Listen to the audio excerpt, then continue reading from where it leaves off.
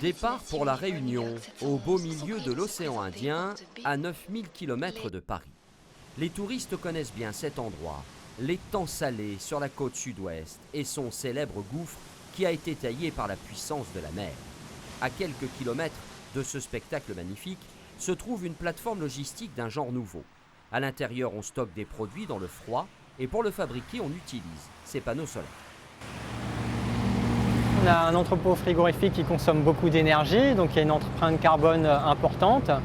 Et étant très sensible aux aspects écologiques, du fait qu'on n'est qu'une seule planète, en installant une centrale photovoltaïque en autoconsommation, on avait moyen de réduire de manière significative cette empreinte tout en poursuivant nos activités.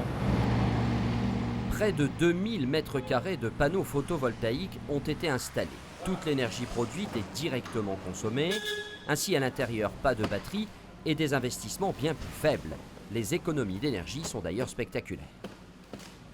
Sur cette courbe, on peut voir typiquement qu'à 9 h, la centrale photovoltaïque apporte quasiment la moitié de nos besoins énergétiques. Puis cela va s'accroître tout au long de la journée, jusqu'à sur le coup des 13 h, où on est quasiment en autonomie énergétique, donc avant que la production décroît au fil de la journée.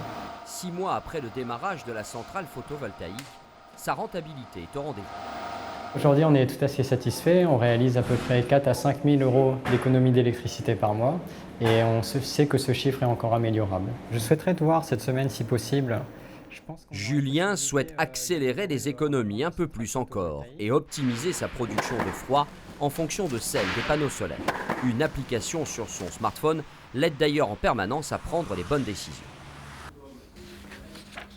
Et on a prévu en 2028 de passer à peu près à 550 MW. Donc vous voyez, il faut installer 30 à 40 MW par an.